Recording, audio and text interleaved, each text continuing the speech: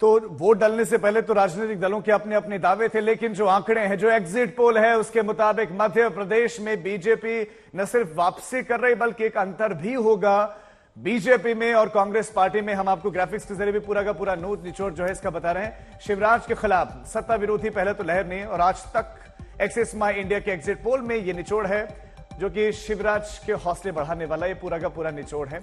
और इसके मुताबिक यही है कि कोई सत्ता विरोधी लहर नहीं है, और 10 में से 5 महिलाएं, यानी कि जो योजना है लाडली बहना योजना, उसका बड़ा फायदा मिलता है। मान लीजिए कुल मिलाकर 50%। जी हाँ, तो 10 में से 5 महिलाएं यानी 50% ने शिवराज का समर्थन किया है। अब ओबीसी वोट पर भी बीजेपी की पकड़ बहुत मजबूत हुई है, और शहर हो या फिर ग्रामीण इलाका, भारतीय जनता पार्टी का वोट शेयर बढ़ता हुआ नजर आता है। मुस्लिम छोड़कर जाति धर्म का वोट शेयर बीजेपी के लिए बढ़ता हुआ दिख रहा है। हर उम्र के वोटर्स में भारतीय जनता पार्टी की पैठ साफ तौर पर नजर आती है, और हर आय वर्ग के वोटर्स में भी बीजेपी ही आगे चल रही है। इसके मुताबिक यही है लब्बो लुबाब।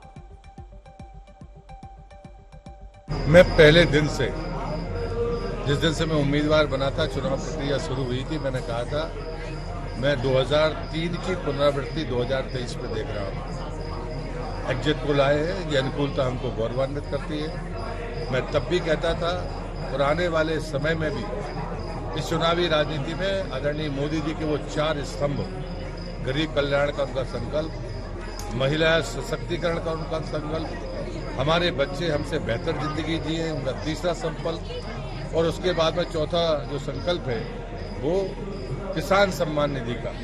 तो चाहे उनका किसानों का सम्मान हो या फिर उनकी उपज की सही कीमत, ये विकास और विरासत का मिला जुला ये जो रथ है, इसके सामने कोई ठहरेगा नहीं। देश का नौजवान और मातृशक्ति जगी हुई है, और भारत माता को 2047 तक वो नंबर 1 पर देखना चाहती है।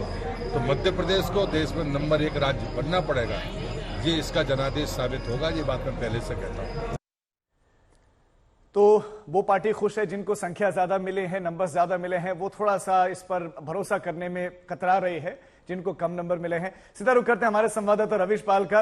रविश, क्या ये राजनीतिक दल चकित हैं इस एग्जिट पोल के आंकड़े से? बीजेपी और कांग्रेस की ये आंकड़ा ही है, या फिर उनको अभी भी लगता है कि ग्राउंड रियलिटी कुछ और हो सकती है?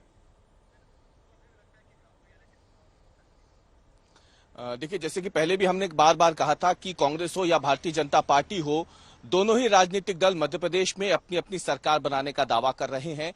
भारतीय जनता पार्टी जहां अब की बार 150 पार नारे के साथ मैदान में थी, तो वहीं कांग्रेस मान के चल रही थी कि उसके पास भी इस बार प्रचंड बहुमत आने वाला है, क्योंकि पिछले विधानसभा चुनाव में 2018 में कांग्रेस पार्टी 114 सीटों तक पहुंच पाई थी, भारतीय जनता पार्टी उससे 5 सीट पीछे थी, 109 पे थी।